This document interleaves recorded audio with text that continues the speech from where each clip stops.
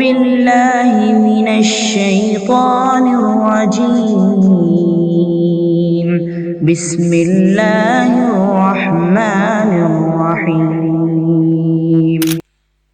السلام عليكم ورحمة الله وبركاته. إن الحمد لله نحمده ونستعينه ونستغفره ونؤمن به ونتوكل عليه ونعوذ بالله من شرور أنفسنا ومن سيئات أعمالنا.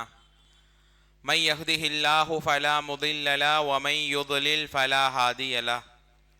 واشهد ان لا اله الا الله واشهد ان محمدا عبده ورسوله. اما بعد. அளவற்ற அருளாளனும் நிகரில்லா பேரன்புடையோனுமாகிய அல்லாஹ்வின் திருப்பெயரை போற்றி புகழ்ந்து ஆரம்பிக்கிறேன். அல்லாஹ்வினுடைய அருளும் கிருபையும் நபிகள் நாயகம் ஸல்லல்லாஹு அலைஹி வஸல்லம் அவர்கள் மீதும் அவர்களின் குடும்பத்தார்கள் சஹாபாக்கள் ஏனைய இந்த சபையிலே பங்கெடுத்திருக்கிற என் மீதும் உங்கள் மீதும் என்னுடைய உங்களுடைய தாய் தந்தை என்னுடைய உங்களுடைய குடும்பத்தினர் அனைவர் மீதும் என்றென்றும் உண்டாகட்டுமாக. நம் குடும்பத்தில் நண்பர்களில் வாழ்ந்து மண்ணறையில் இருப்பவர்கள் மீதும் அல்லாஹுடைய கருணையும் மன்னிப்பும் என்றென்றும் நிலவட்டுமாக. அன்பிற்கினிய சகோதர சகோதரிகளே, பெரியோர்களே, தாய்மார்களே, அல்லாஹ் ரப்புல் ஆலமீன் இந்த சிறந்த சந்தர்ப்பத்தில் அல்லாஹுடைய உபதேசங்களையும் பெருமானாருடைய வார்த்தைகளையும் பேசுகிற கேட்கிற நல்ல பாக்கியத்தை எனக்கும் உங்களுக்கும் அல்லாஹ் இங்கே தந்திருக்கிறான். அல்ஹம்துலில்லாஹ். கல்வி சபைகள், மார்க்க சபைகள், அதில் பங்கெடுக்கிற ஒரு வாய்ப்பு என்பது உண்மையிலேயே அல்லாஹ் தரக்கூடிய நிஅமத். எவ்வளவோ உலக வேலை வேலை வேலைன்னு ஓடுறோம். 5 வேளை ஃபர்லையும் கட்டாய கடமைகளையும் நிறைவேற்றிவிட்டால் போதும் என்று நினைக்கிற சமூகமாக நாம் மாறிவிட்டோம். ஜிம்மாவுடைய தொழுகை முடிச்சுட்டு பார்க்குறோம், திபு திபுன்னு ஓடிடுறாங்க மக்கள். ஒரு 2 நிமிஷம் கூடுதலாக அமர்ந்து அவர்களுடைய தேவைகள் நிர்பந்தங்கள் உண்டு. யதார்த்தமாக சொல்ல வேண்டுமே ஆனால் எல்லாரும் இந்த உலகத்திற்காக பிஸியாகவே இருக்கிறோம். இப்போது இந்த பயானுக்காக வரும்போது நெருக்கமான சொந்தம், ரொம்ப சிறு வயதிலிருந்து பழகிய ஒரு உறவு, ஒரு 40 வயது இருக்கும்னு நினைக்கிறேன், எங்களுடைய சக வயசு தான். வரும்போது தான் அண்ணன் ஃபோன் பண்ணுறாரு, இப்படி இவர் இறந்துட்டாரு, சொந்தக்காரர், ஒரு 40-42 வயது இருக்கும். என்னன்னு கேட்கும்போது திடீர்னு அட்டாக்கு அப்படின்னு சொல்கிறாங்க. இன்றைக்கி ஒரு 1 hour பிஃபோர் அவங்க மவுத் ஆகிட்டார். திடீரென்ற இந்த மாதிரியான மரணங்களை கேள்விப்படும் போது தான் ஆஹா, இந்த உலகம்னு ஓடுறோம், திடீர்னு அல்லாஹுடைய தூதர் சொன்ன வார்த்தை தான் நம்முடைய நினைவுக்கு வருகிறீங்க. அவருக்கு துவா செய்யணும். ஜாஃபர் அப்படிங்கிற ஒரு சகோதரர், அவருடைய ஹஜ்ஜி பெருனா வந்து விட்டால் அவர் ஆட இருக்கிறவர், அவ்வளோ பிஸியாக இருப்பார், அவ்வளோ ஹார்ட் ஒர்க்கு, நல்ல உழைப்பாளியும் கூட. ஆனால் உடம்புக்கு அதெல்லாம் தெரியாது தானே. 1 மணி நேரத்துக்கு முன்னாடி அவர் இறந்து இருக்கிறார். அப்போதான் நமக்கு ஒரு ஹதீது ஞாபகம் வருது. மாலை அடைந்தார், நல்லா இருந்திருக்கிறார். நீங்கள் காலை பொழுதை அடைந்து விட்டால் ஃபலா தந்தலிரில் மசா, நீங்கள் மாலை எதிர்பார்த்துடாதீங்க. இவ்வளோ அழகான வார்த்தை. நம்ம யாராவது நினைக்கிறோமா ஈவினிங் இந்த ப்ரோக்ராம், நாளைக்கு ஈவினிங் இந்த ப்ரோக்ராம், அடுத்த மாதம், அடுத்த வருஷம் எல்லாம் அல்லாஹ் உடைய நாட்டம் நடக்கும். ஆனால் யதார்த்தத்தை பெருமானார் சொன்னார்கள் ஸல்லல்லாஹு அலைஹி வஸல்லம், நீங்கள் காலை பொழுதை அடைந்தால் மாலை எதிர்பார்த்து விடாதீர்கள். சரி, மாலையை அடைந்து விட்டால் காலையில் இருப்போமான்னு தெரியாது. அப்படிப்பட்ட ஒரு உலகத்திலே தான் நாம் வாழ்ந்து கொண்டு இருக்கிறோம். ஒரு வழிபோக்கனாக உண்மையிலே சாதாரணமாக இன்னைக்கு மரணங்களையும் எடுத்துக்கொள்கிறார்கள். நம்மோடு வாழ்ந்த, நம்மோடு பழகிய, நம்மோடு இருந்த ஒரு மனிதர் அவர் மரணித்து விட்டார் என்கிற செய்திகள் இன்னைக்கு சாதாரணம். அடுத்த நாள் அவருடைய ஜனாசா, இந்த நேரம், இந்த அடக்கம், அவ்வளவுதான்.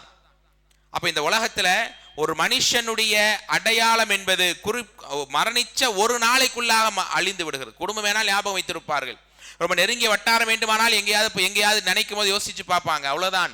அப்படிப்பட்ட இந்த உலகத்திலே தான் நானும் நீங்களும் வாழ்ந்து கொண்டு இருக்கிறோம் தோழர்களே, தாய்மார்களே. இதையெல்லாம் நினைக்கும் போது நமக்கு ஒரே ஒரு ஆசை, என்ன? நன்மைகளை. அதான் அல்லாஹ்ட்ட துவா கேட்கிறோம், யா அல்லாஹ், சொர்க்கத்துக்கும் மன்னரை வெற்றிக்கும் தகுதியானவர்களாக எங்களை மாற்றி அமைத்த பிறகு எங்களுக்கு ஒரு மௌத்தை தா.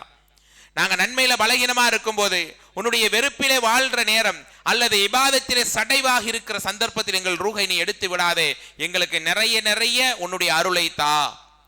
அப்ப எவ்வளவு கல்வி, எவ்வளவு நன்மைக்குரிய வாய்ப்பை அல்லாஹ் தருகிறான், சந்தர்ப்பத்தை அல்லாஹ் தருகிறான். அதை மிஸ் பண்ணிட்டு போயிட்டே இருக்கிறோமா இல்லையா? அதை சாதாரணமாக இழந்துட்டு இதே பயான் அடுத்த வாரம் கிடைக்கும், உட்காரலாம் நினைச்சிட்டு கூட போகலாம். அல்லாஹ் யாருக்கு ஆயிலை போட்டு வைப்பான் தெரியாது. அப்படிதான் மனிதனுடைய வாழ்க்கை. பெருமானார் சொன்ன ஒரு ஹதீஸையும் ஞாபகப்படுத்தி என்னுடைய தலைப்பிற்குள் வருகிறேன். இதா அராதல்லாஹு பிஅப்தின் கைரா, ஒரு அடியானுக்கு அல்லாஹ் கைரை நலவை நாடிவிட்டால் என்ன செய்வான்? பெரிய பங்களாவை கொடுப்பானா? பெரிய பதவியை தருவானா? பெரிய பெரிய சிறப்புகளை தருவானா? இல்லை. ஒரு அடியானுக்கு அல்லாஹ் கைரையும் சிறப்பையும் நாடுவதென்றால் என்ன நாடுவான்? இஸ்தஅமல்ஹு கப்லல் மவுத், அவருக்கு அல்லாஹ் நிறைய அமல் செய்கிற தௌஃபீக்கை தருவான். நிறைய அவர்களுக்கு அல்லாஹ் வாய்ப்பை தருவான். இறையச்சத்தோடு நடக்க, நல்ல மாதிரி இறைவனை புகழ் பாட, இந்த மாதிரியான சந்தர்ப்பங்களை எல்லாம் அவர் மிஸ் பண்ணாம அதிலேயே நேரங்களை கழிப்பார். குறிப்பாக பெருமானார் சொன்னார்கள், கபுலல் மவுத், மரணத்திற்கு முன்னால் அவரை நல்லறங்களை செய்ய வைத்து இறை பொருத்தத்தோடு வாழ வைத்து அல்லாஹ் அவருடைய ரூஹை எடுத்து விடுவான். அப்படிதான் நம்முடைய வாழ்வும் மரணமும் இருக்க வேண்டும் என்பதை, ஏன்னா ஒரு இன்னைக்கெல்லாம் மவுத்துக்கு இது மவுத்து வயசு இல்லையே, சின்ன வயசு தானே, சின்ன பிள்ளைகள் இருக்கிறாங்க எல்லாம் சொல்றாங்க. ஒரு நாளைக்குள் நாம் இருந்த வீட்டை எல்லாம், அதாவது நம்மை முழுமையாக பொட்டலமாக கட்டி வெளியேற்றி விடுவார்கள். அப்படிப்பட்ட ஒரு உலகத்தில் வாழ்ந்து கொண்டிருக்கிறோம். ஆக எனக்கும் உங்களுக்கும் சொல்ல வருவது, நன்மைக்குரிய என்னென்னவெல்லாம் வாய்ப்புகள் இருக்குமோ அதை மிஸ் பண்ணிடாம நாளைக்கு பார்க்கலாம், நாளன்னைக்கு பார்க்கலாம்லாம் இல்லாம இன்னைக்கு எனக்கு அல்லாஹ் ஹயாத்தையும் ஆரோக்கியத்தையும் போட்டு வைத்திருக்கிறான். எனவே நான் நன்மை மிஸ் பண்ண மாட்டேன். ஒரு அரை மணி நேரம் பயான்ல உட்கார்ந்துட்டு போறது என் கபரை அது ஒளியாக்கும். நாளைய மறுமையில் அல்லாஹ்வுடைய பொருத்தத்தை வாங்கி தரும். இந்த மாதிரி ஒரு சான்ஸ் மீண்டும் கிடைக்குமா என்கிற அந்த கவலை ஒவ்வொரு அமலையும் நீங்கள் பார்க்கும்போது எனக்கும் உங்களுக்கும் வர வேண்டும். தோழர்களே, தாய்மார்களே, அன்பிற்கினியவர்களே, இன்றைய தலைப்பாக இறுதி தூதரின் இறுதி உபதேசங்கள் என்கிற ஒரு தலைப்பு போடப்பட்டு இருக்கிறது. அந்த தலைப்பிற்குள்ளே நம்ம இன்ஷா அல்லாஹ் பேசலாம். ஆனால் நாம் அரஃபாவுடைய அந்த நாளின் சிறப்பை சுருக்கமாக சொல்லிவிட்டு பெருமானார் ஆற்றிய ஓரிரு உபதேசங்களை நாம் இங்கே தெரிந்து கொள்வோம் இன்ஷா அல்லாஹ். நாம் எல்லாம் அரஃபா நாளை எதிர்பார்த்து கொண்டிருக்கிறோம். உண்மையிலே அரஃபாவுடைய நாள் ஒரு மனிதனுடைய வாழ்க்கையிலே வரக்கூடிய பொன்னான நாள், பொக்கிஷமான ஒரு நாள். நம்ம எல்லாம் இன்னைக்கு என்னன்னா, சில நேரங்களை காலங்களை அல்லாஹ் அருளாக, பரிசாக, பொக்கிஷமாக நமக்கு தருகிறான். நம்ம என்ன செய்யறோம்? அதை அப்படியே லேசா கடந்துட்டு போயிடுறோம். 10ஓட 11ஆக அப்படியே நம்மளுடைய லைஃப் கடந்து போகுது. அரஃபால என்ன செய்வோம்? அல்லாஹ் நாடியவர்களை தவிர நோன்பு வைப்பாங்க, மேக்சிமம் சஹர், இஃப்தாரு, அதோட குர்பானி, ஆடாருக்கு அங்கங்க போய் இப்படியே நேரங்கள் முடிந்து விடும். அந்த அரஃபாவுடைய நாளின் மாண்பு என்ன?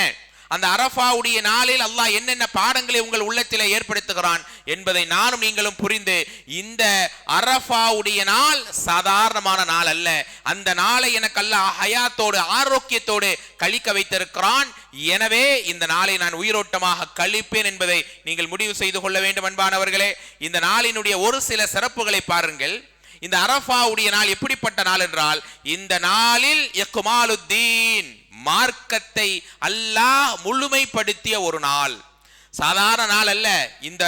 இந்த நாளிலே அல்லாஹ் அவன் நேசிக்கிற அவனுடைய மார்க்கமான இந்த இஸ்லாத்தை, இக்மாலுத்தீன், மார்க்கத்தை முழுமைப்படுத்தி இருக்கிறான்.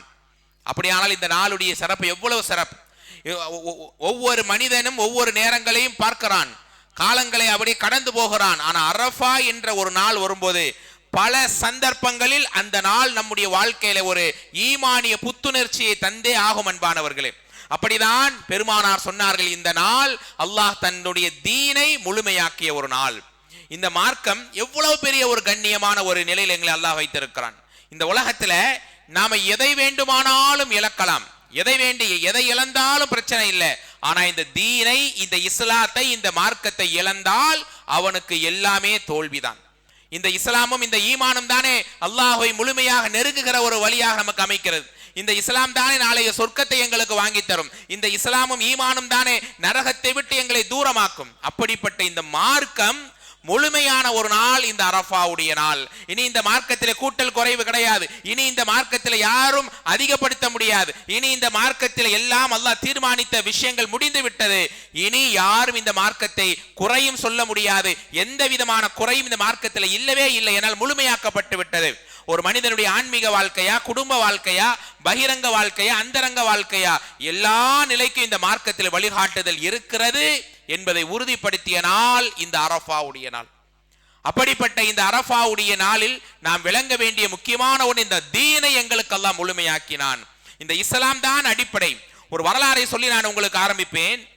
ஹந்தக்குடைய யுத்த கல நேரம் பெருமானார் ஸல்லல்லாஹு அலைஹி வஸல்லம் அவர்கள் அந்த நேரத்துல பாத்தீங்கன்னா போர் முடிஞ்சு கனிமத்து பொருள் எல்லாம் கிடைக்குது.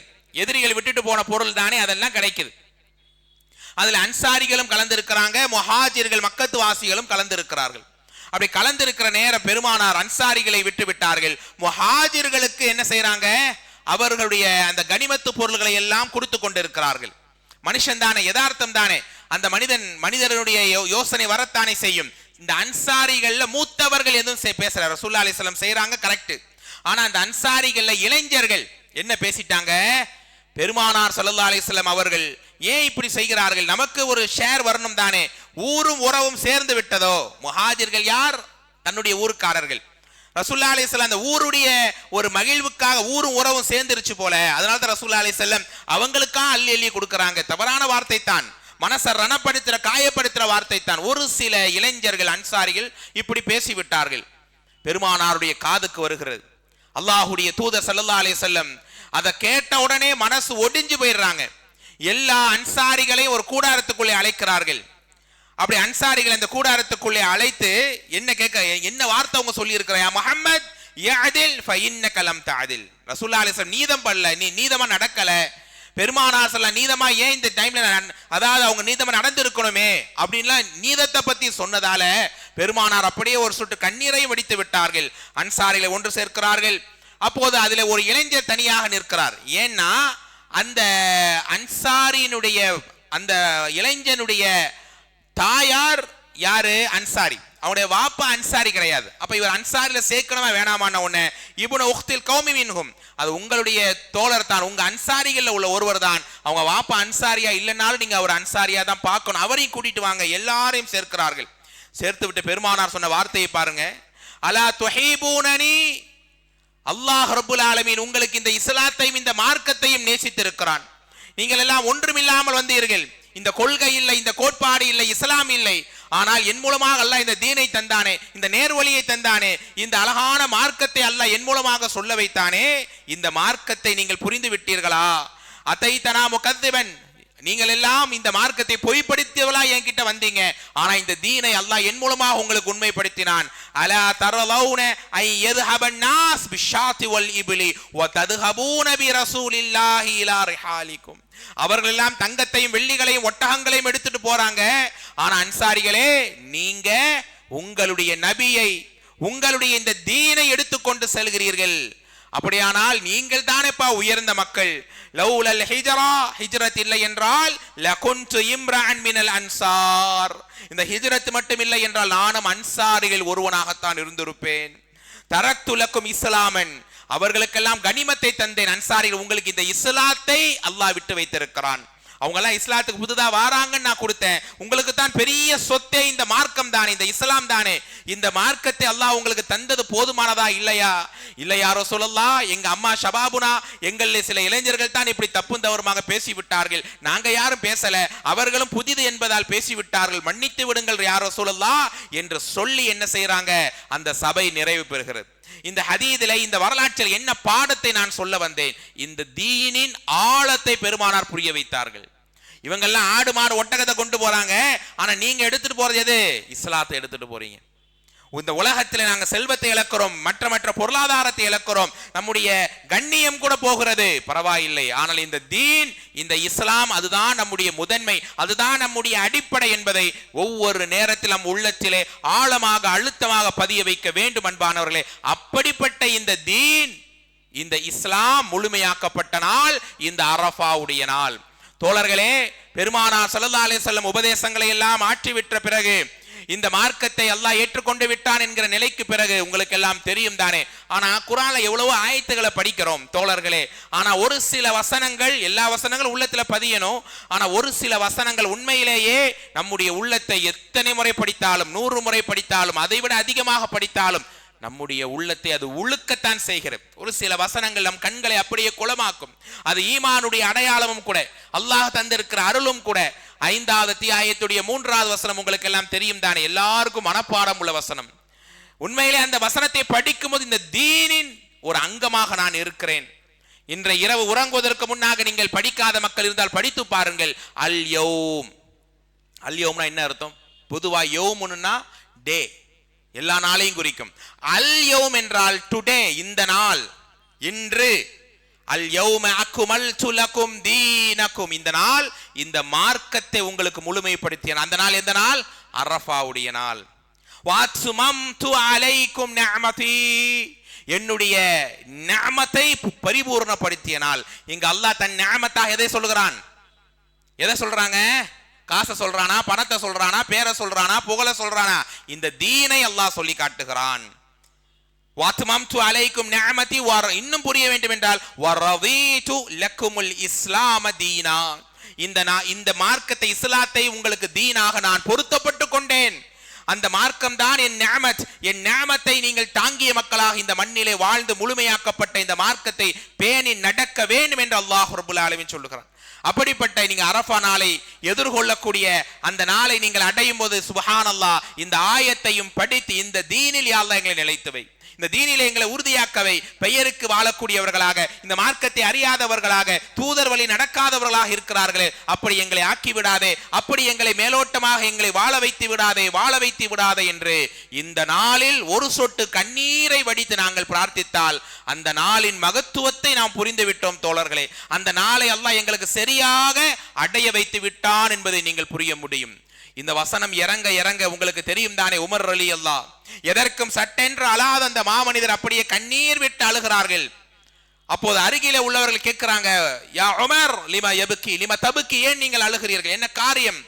ஏன்னா சட்டுன்னு அவர் அழாதவர் அந்த ஆயத்து ஓத ஓத அழுகிறார்கள். மற்ற சஹாபாக்கள் புரிந்தது வேறு, ஆனா இவங்க புரிந்திருக்கிறார்கள். அவங்க சொல்றாங்க, மா யபுக்கி ஃபஇன்னஹு லைஸ பஅதல் கமால் இல்ல நுக்ஸான் கஅன்னஹு பெருமானார் ஸல்லல்லாஹு அலைஹி வஸல்லம் அவர்களுடைய இந்த வார்த்தையை கேட்டு அவங்க சொல்றாங்க, ஃபஇன்னஹு லைஸ பஅத, இந்த மார்க்கம் முழுமையாக்கப்பட்டு விட்டதா? இந்த மார்க்கத்தினுடைய அனைத்து விதமான காரியங்களும் அல்லாஹ் பூர்த்தியாக்கி விட்டானே, இதற்கு பிறகு கூட்டல் குறைவு இந்த மார்க்கத்தில் இல்லையோ என்று இந்த வசனம் எனக்கு உள்ளுணர்வை தருகிறது. நானெல்லாம் இந்த நேர்வழியை, இந்த தீனை, இஸ்லாத்தை அல்லாஹ் எனக்கு தராமல் போனால் நான் எவ்வளவு பலகீனமானவன், நான் எவ்வளவு நஷ்டவாளியாக இருந்திருப்பேன், எவ்வளவு அல்லாஹ்வுக்கு முன்னால் கூனி குறுகி போய் வாழ்ந்திருப்பேன். எனக்கு இந்த தீனை தந்தது, இந்த மார்க்கத்தை தந்தது இந்த குர்ஆன். இது என்ன குர்ஆனுடைய இறுதி வசனமா? இந்த வசனத்தை படிக்கும் போது, பெருமானார் ஓதும் போது இந்த தீனை எனக்கு அல்லாஹ் தந்ததை நினைத்துத்தான் நான் அழுகிறேன்.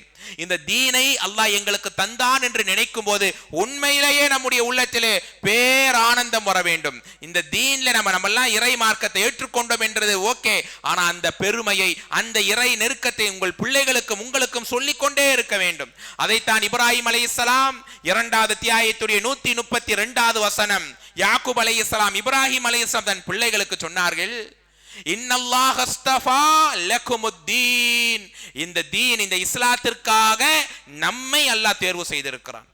நம்மள எவ்வளவு மக்கள் இருந்தாலும் இந்த தீனை ஏற்காத மக்கள் இருக்கிறார்கள், குடும்பத்திலே ஏற்காமல் இருக்கிறார்கள். ஆனால் இறைவா ரஹ்மானே, இந்த மார்க்கத்தை எங்களுக்கு நீ ஏற்க வைத்து மார்க்கத்தினுடைய அங்கமாக இந்த கொள்கையை எங்களுடைய வாழ்வியல் அடிப்படையாக ஏற்க வைத்தாயே என்று தங்கள் பிள்ளைகளுக்கு இப்ராஹிம் நபியும் யாக்கூப் அலைஹிமுஸ்ஸலாம் இருவர்களும் சொல்லி தந்தாங்க.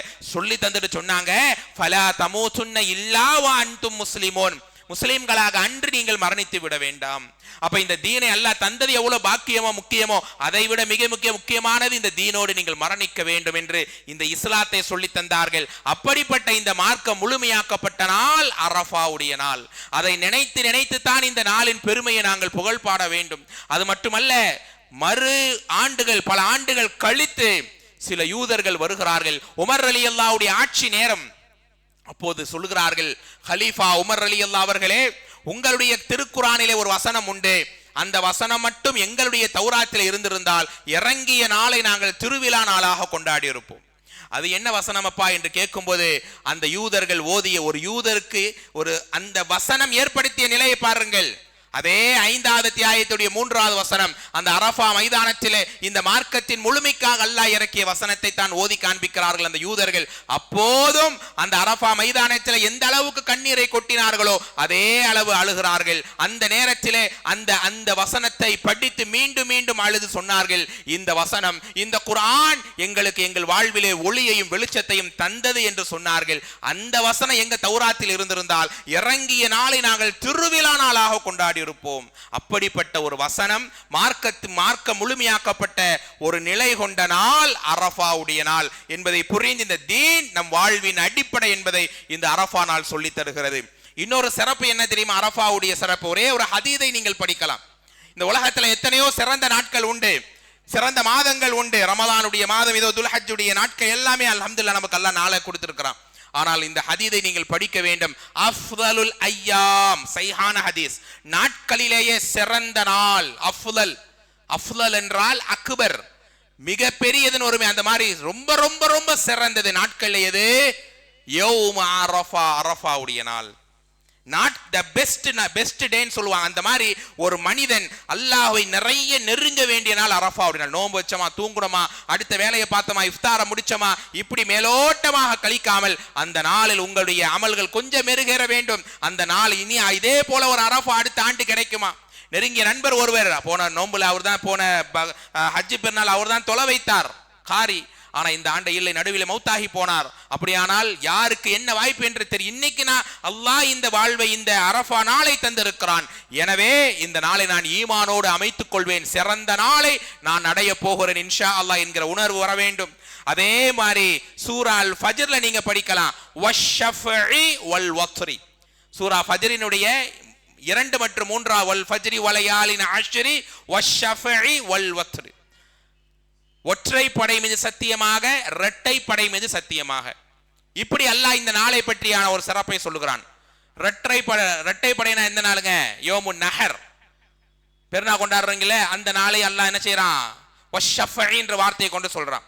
வல் வத்ரி என்றால் ஒற்றை படை இல்லையா, வித்துருங்கிறீங்க இல்லையா, அந்த மாதிரி துல்ஹஜ்ஜுடைய இந்த 9வது அரஃபாவுடைய நாள் ஒற்றை படை தானே. அந்த அரஃபா நாள சிங்கிளா அல்லாஹ் சத்தியம் செய்கிறான். வல் ஃபஜ்ரி வலயாலின் அஷ்ர்லயே 10 இரவுகளே அரஃபா வருதா இல்லையா? அப்ப அரஃபாவும் சிறந்த நாள் தானே. ஆனா இங்க அல்லாஹ் அடுத்து தனியா என்ன செய்யறான்? அந்த 10 நாள்ல 9 10 இன்னும் முக்கியமானது அல்லாஹ் குறிப்பிட்டு காமிக்கிறான்.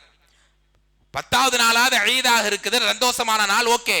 ஆனா அல்லாஹ் இங்க அரஃபா 9வது நாளை ஒற்றைப்படை நாளையும் அல்லாஹ் சொல்றானே. ஆனால் இந்த நாள் அல்லாஹ்வுடைய சத்தியத்துக்குள் வருகிறது என்று சொன்னால் இந்த நாள் ஈஸியா பேசிடுறோம்.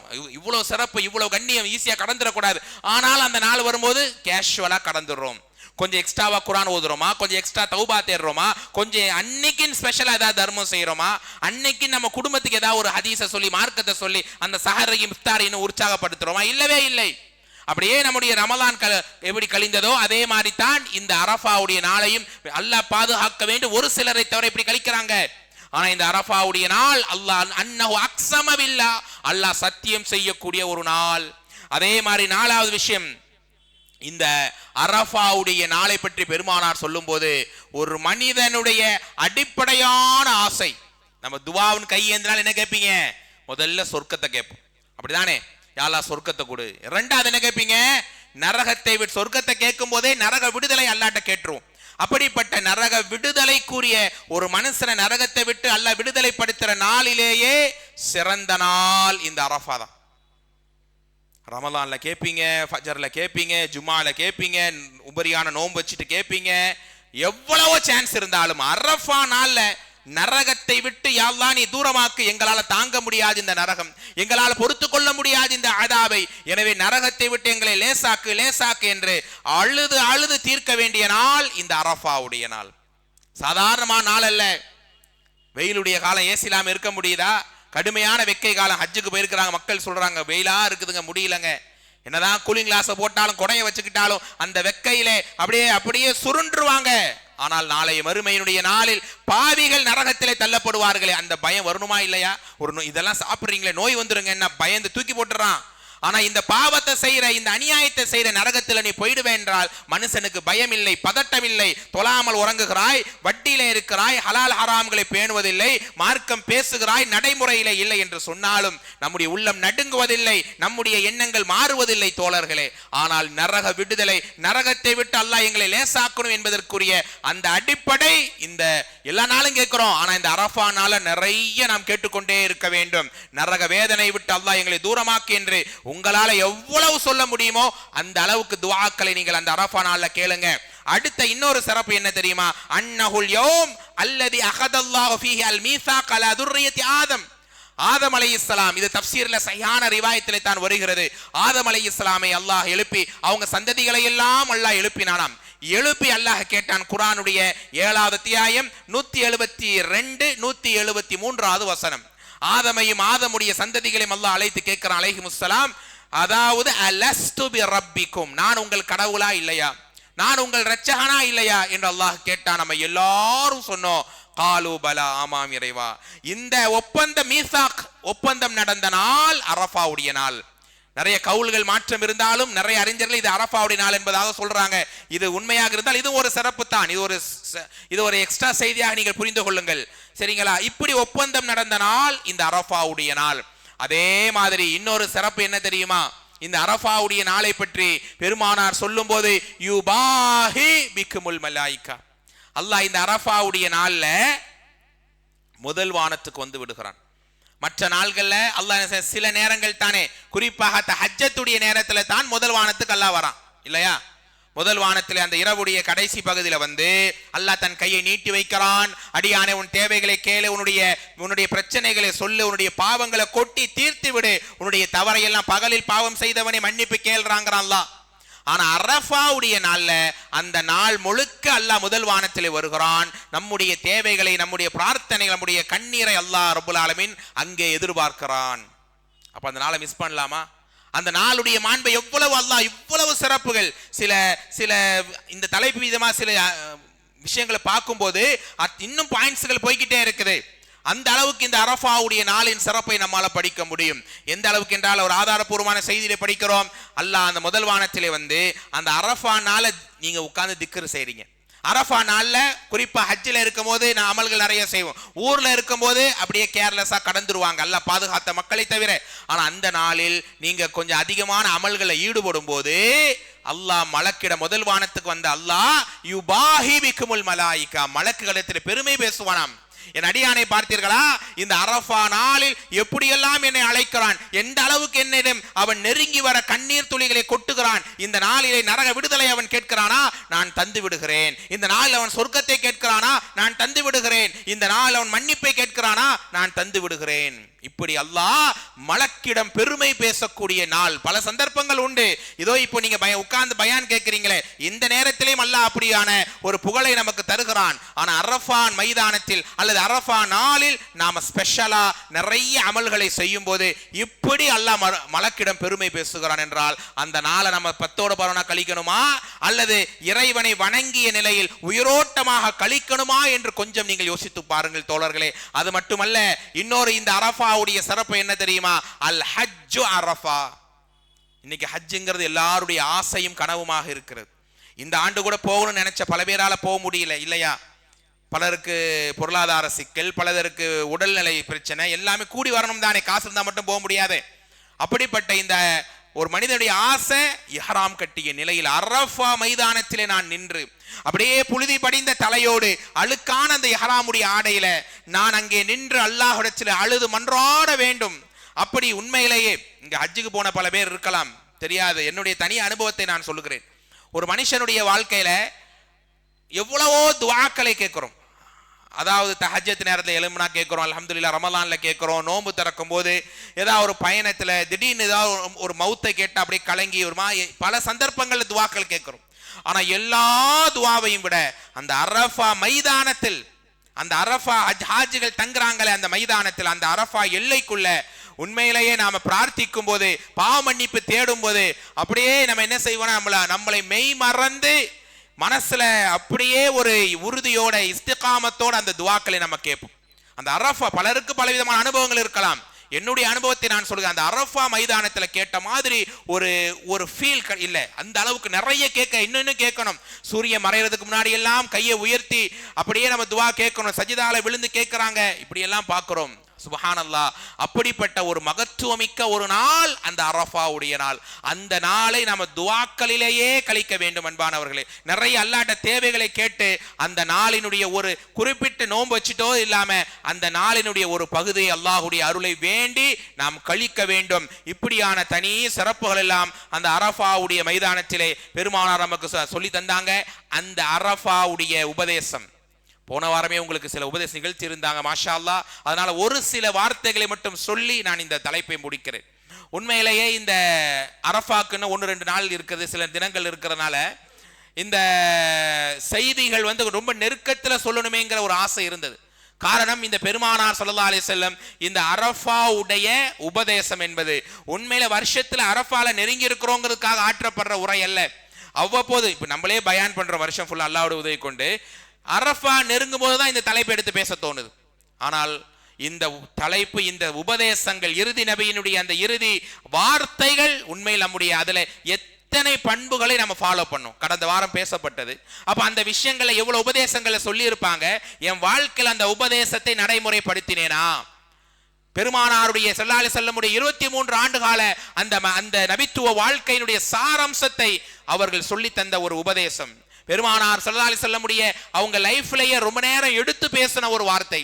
ஹஜ்ஜுடைய கிரியைகளை மக்களுக்கு பிராக்டிக்கலா காமிக்கணுங்கிறதுக்காக எல்லாரையும் அழைத்து கொண்டு என்ன செஞ்சாங்க, மக்களே இந்த ஆண்டு நான் ஹஜ்ஜுக்கு பயணப்படுகிறேன் என்று ஹஜ்ஜுக்காக தயாரானார்கள். 9வது நாள் அந்த ஜபலுர் ரஹ்மாவுக்கு அடியிலே பெருமானார் உரை நிகழ்த்த ஆரம்பித்தார்கள். அந்த விஷயங்கள்லாம் சொல்லியிருப்பாங்க. அந்த நேரம் பெருமானார் துவங்கிய முதல் வார்த்தை ஃபஇன்னி லா அத்ரி லஅல்லி லஅல்காகும் பஅத ஆமி ஹாதா ஃபி மௌகிஇ ஹாதா. இந்த வார்த்தை தான் அந்த சஹாபாக்கள் உள்ளத்தில் பெரிய ஒரு சங்கடமாக வந்தது. என்ன சொன்னாங்க? நிச்சயமாக இந்த ஆண்டிற்கு பிறகு மீண்டும் நான் உங்களை சந்திப்பேனா என்று எனக்கு தெரியாது. இந்த இடத்திலே மீண்டும் இப்படி ஒரு அரஃபால உங்க இவ்வளவு பெரிய மக்கள், லட்ச மக்கள் இருக்கிறீர்கள், நான் உங்களை சந்திப்பேனா என்று எனக்கு தெரியாது. மீண்டும் இப்படி ஒரு சான்ஸ் கிடைக்குமா என்று தெரியாது. யா அய்யுஹன் நாஸ், ஓ மக்களே, இஸ்மஉ கௌலி, என் பேச்சை கவனமாக கேளுங்கள், வந்தவர்கள் வராதவர்களுக்கு எடுத்து சொல்லுங்கள் என்று பெருமானார் அப்படியே கண்ணீர் மல்க சில உபதேசங்களை சொல்ல ஆரம்பித்தார்கள்.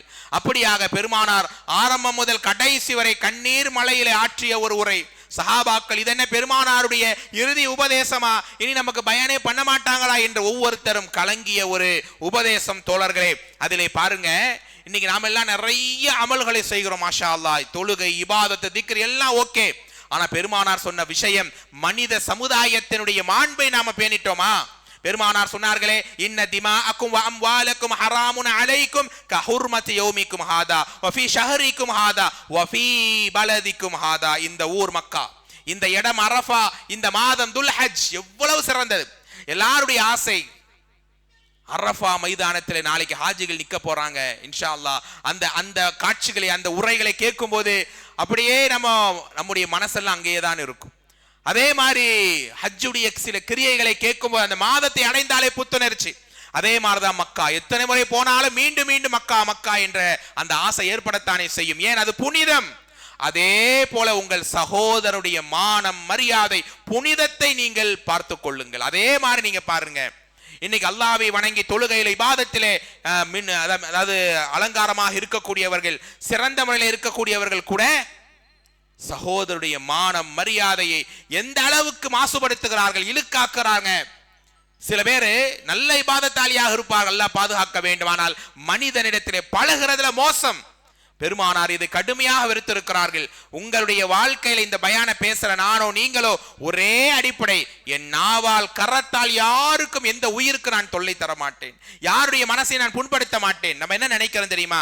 என்ன சேர்த்துக்கிறாங்க, என்ன அன்பா பேசுறாங்க, என்ன அப்படியே ரொம்ப அரவணைக்கிறாங்க, நான் அவங்களோட போய் சேர்ந்துக்குவேன். அதல்ல. சில்மன் கதாக், இதுதான் உங்களுடைய உள்ளத்திலே எப்போதும் பதிய வேண்டிய வார்த்தை. குறிப்பாக இளைய சமூகமே, உங்கள் உள்ளத்திலே பதிய வேண்டிய வார்த்தை சில்மன் கதாக். என்ன அர்த்தம்?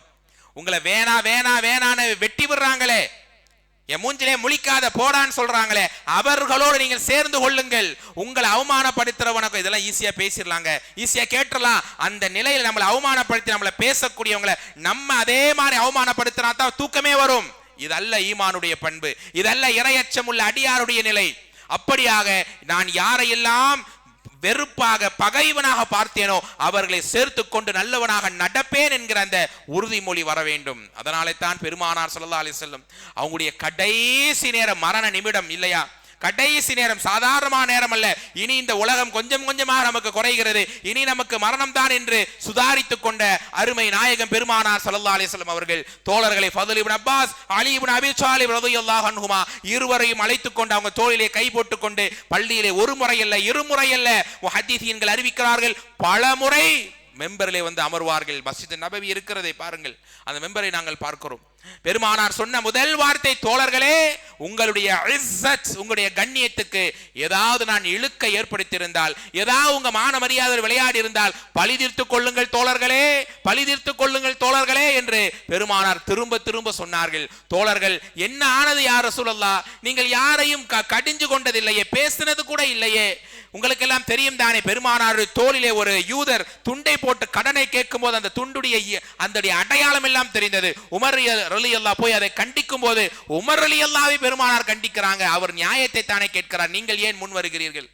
அப்படிப்பட்ட அல்லாஹ்வுடைய தூதர் ஸல்லல்லாஹு அலைஹி வஸல்லம் இப்படி கேட்கும்போது அனஸ் ரலியல்லாஹு ஒரு புறம் அழுகிறார்கள். நான் 10 ஆண்டுகள் பெருமானாரோடு பணிபுரிந்திருக்கிறேன், சீங்கிற வார்த்தையை சொல்லி கூட யாரையும் புண்ணாக்கியதில்லையே, ஏன் பெருமானார் இப்படி கேட்டுக்கொண்டே இருக்கிறார்கள் என்று எல்லாரும் கலங்கிய நேரம் இப்படி பல முறை வந்து கேட்டுக்கொண்டே இருந்தார்கள். உங்கள் கன்னத்தை சேதப்படுத்தியிருந்தால் என் கன்னத்தை காட்டுகிறேன், உங்கள் மேனியை நான் சேதப்படுத்தினால் என்னுடைய மேனியை நான் காட்டுகிறேன், பழி தீர்த்துக் கொள்ளுங்கள் தோழர்களே, மறுமை நாளில் என்னை குற்றவாளியாக நிற்க வைத்து விடாதீர்கள். பொறுமையின் பொக்கிஷம், மனிதகுல மாணிக்கம் ஸல்லல்லாஹு அலைஹி வஸல்லமே இப்படி இந்த விஷயத்துல கவனமா இருந்திருக்கிறாங்கன்னா, நீங்க உங்க மனைவியிலிருந்து, உங்க தாய் தந்தையிலிருந்து, உங்க நண்பர்களிலிருந்து, உறவுகளிலிருந்து அவர்களுடைய புனிதத்தை நீங்கள் பின்பற்ற ஆரம்பித்தால் இந்த அரஃபாவுடைய உபதேசத்தை கேட்டதிலே நியாயம் தோழர்களே. அதே போல இன்னொரு உபதேசம் உண்டு. இந்த உபதேசம் என்னவென்று சொன்னால், அதிகமாக நம்ம கவனத்தில் எடுத்துக்கொள்ளாத உபதேசம். பெருமானார் சொன்னார்கள், ஷைத்தான் உங்களை இணை வைப்பிலே கொண்டு வருவதில் தோல்வி அடைந்து விட்டான். அல்லாஹ்வை வணங்குறதிலும் அல்லாஹ்வை ஒருமைப்படுத்துறதிலும் கரெக்டா இருக்கிறாங்க. ஆனா எதுல ஷைத்தான் வென்று விடுகிறான்? அமல்களை சிறுமைப்படுத்தி காண்பிப்பதில். பயான் தானே, ஏதோ யூடியூப்ல போட போறாங்க, அல்லது லைவ்ல பார்த்துக்கலாம், அல்லது இந்த அமல் தானே, திக்ரு தானே, தொழுகை முடிச்சுள்ள திக்ரு தானே, ஃபஜருக்கு இல்லையா லொஹருக்கு பார்த்துக்குவோம், சதக்கா கேட்குறாங்க, கொடுக்க கையில் காசு இருக்கு, சரி இப்போ யோசிச்சு பார்ப்போம், அடுத்த டைம் பார்ப்போம், அதான் நிறைய சேர்ந்துட்டு தானே இருக்கு. இப்படி ஏதாவது ஒரு மைண்டு ஷைத்தான் நம்மளை குழப்பிக்கிட்டே இருப்பான், அமல்களை சிறுமைப்படுத்தி காண்பிப்பான். இன்னைக்கு கண் கூட பார்க்குறோமா இல்லை, நமக்கே அதை நினைப்பறதா இல்லையா? கடமையான தொழுகை முடிச்ச பிறகு திக்ர் செய்வது எவ்வளவு முக்கியமான இபாதத். ஆனா இன்னைக்கு சில இளைஞர்களை பார்க்கிறோம், ஓடுறாங்க, அது ஒன்றும் கட்டாய கடமை இல்லைங்க, அல்லாஹ் குற்றம் இப்படியே சொல்றான், அது அண்ணா அல்லாஹ் குற்றம் பிடிக்க போறது இல்லையே, எங்களுக்கு டைம் இருந்தால் செய்ய போடலாம், இல்லைன்னா நாங்கள் வேலையை பார்த்துட்டு போக போகிறோம். எவ்வளோ அமல்களில் சோம்பேறித்தனம், அல்லது இதனால என்ன கிடைக்க போகுது? நம்மள சில பேர் இருக்கிறாங்க, ஃபர்லா பர்ஃபெக்டாக செஞ்சிடணும், ஓகே, அது அடுத்த சுன்னத்து, அடுத்தடுத்த நஃபீல். அல்லாஹ்வுடைய தூதர் சொன்னார்கள், அல்லாஹ் சொல்வதாக, உங்களுடைய ரப்பை நீங்கள் நெருங்குவதிலேயே சிறந்தது எது தெரியுமா? எது? உபரியான பின் நவாஃபில், நஃபீல்களை கொண்டுதான். இந்த 10 நாள் நாம் என்ன செஞ்சோம்? துல்ஹஜ்ஜுடைய நாட்கள் ஆரம்பிச்சு ஒரு வாரம் மேல ஆயிப்போச்சு.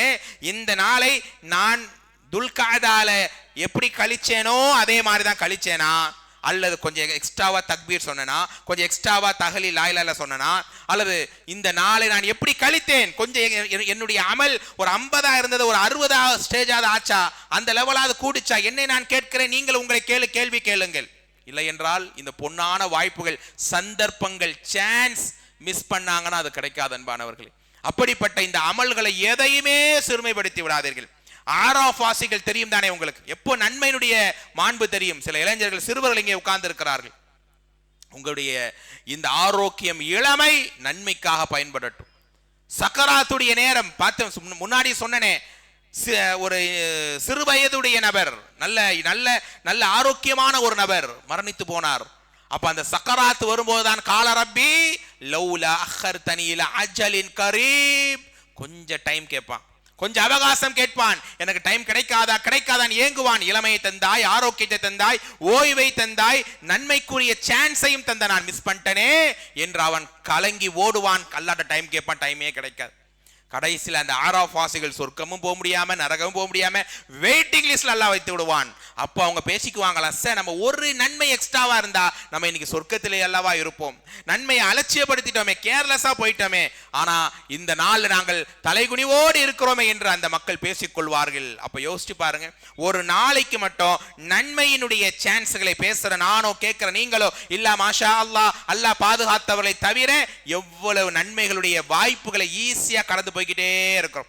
எத்தனை பேர் லுஹா தொழுதோம் இன்னைக்கு, எத்தனை பேர் அந்த அந்த ஔராதுகள் திக்ர்களை ஓதினோம், எவ்வளவு நன்மைக்குரிய வாய்ப்புகளை அல்லாஹ் தருகிறான். இன்னைக்கு எத்தனை பேர் ஜும்மால போய் முன்னாடி உட்கார்ந்தோம், எத்தனை பேர் ஜும்மா முடிச்சிட்டு அந்த அந்த அந்த வளமையான துஆக்களை கேட்டோம், எத்தனை பேர் இன்னைக்கு கஹஃப் சூரா ஓதணும். யோசித்து பாருங்கள், எவ்வளவு நன்மைக்குரிய ஒரு நாளுடைய வாய்ப்பை இழக்க. 5 வேளை தொழுகுவேன், அதை கூட வேக வேகமா ஜமாத்து முன்ன பின்ன இப்படி எல்லாம் கழிச்சு ஓடிடுறோமே. அல்லாஹு அக்பர். பெருமானார் சொன்னார்கள், அந்த நாளில் நன்மைகளில் உங்களை சிறுமைப்படுத்தி காண்பிப்பதில் ஷைத்தான் வென்று விட்டான். ஷைத்தான் என்கிட்ட அப்படி வென்று விடாமல் இருக்க நான் பாதுகாப்பு தேட வேண்டும். சின்ன அமலோ பெரிய அமலோ ஃபர்லோ சுன்னத்தோ அதில் நான் கவனமாக இருப்பேன். இந்த சிறு வயதிலிருந்தே என்னுடைய அமலை நான் அழகுபடுத்துவேன் என்கிற அந்த உறுதிமொழி வேண்டும். தோழர்களே, நிறைய உபதேசம் உங்களுக்கு சொல்லி கொடுத்திருப்பாங்க.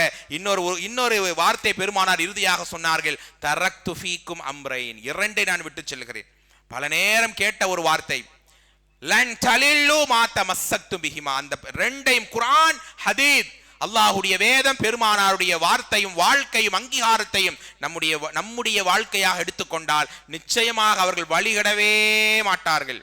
தரக்து ஃபீக்கும் மஹஜ்ஜதன் பைலா, வெள்ளை வெளேர் என்ற பாதை அல்லாஹ் விட்டு சென்றிருக்கிறான். அப்படிப்பட்ட இந்த தீனை, இந்த குர்ஆனில் என்னுடைய பங்களிப்பு என்ன, இந்த குர்ஆன் என்ன மாற்றத்தை எனக்கு தந்தது, இந்த குர்ஆன் மூலமாக நல்லவனாக ஒழுக்கமானவனாக நல்ல பாவமற்ற இளைஞனாக நான் மாறிட்டேனா, பெருமானாருடைய வாழ்க்கை எனக்கு என்ன அடிப்படை, அதை நான் பின்பற்றி நடந்தேனா என்று யோசித்து பாருங்கள். இதுதான் இதுபோல நிறைய உபதேசங்கள் இந்த நாளில் நாம் சிந்திக்க கடமைப்பட்டு இருக்கிறோம். விரைவில் பெருமானார் சொன்னாங்க, அந்த நாளில் ஸல்லல்லாஹு அலைஹி வஸல்லம், விரைவில் மறுமையை நீங்கள் அடைய இருக்கிறீர்கள். அந்த மறுமையினுடைய நாளில் அல்லாஹ் நம்மை கண்டிப்பாக விசாரிப்பான். அந்த நாளினுடைய அந்த விசாரணைக்கு பயந்து இந்த உலகத்தில் நாம் யாரையும் ஏமாற்றாம மோசடி செய்யாம அல்லாஹ்வுடைய விஷயத்திலே கவனக்குறைவாக இருந்து விடாமல் வெறுமென பெயருக்கு வாழ்ந்து விடாமல், முன்னாடி பேசணுமே, இந்த தீன் அல்லாஹ் தந்த மிகப்பெரிய நிஅமத், மிகப்பெரிய ஒரு சொத்து, அதில் உறுதிபட நாம் வாழ வேண்டும். அந்த ஈமானிய உறுதியை தான் இந்த ஈதுல் அல்ஹா தியாக திருநாள் நமக்கு சொல்லித்தர வருகிறது.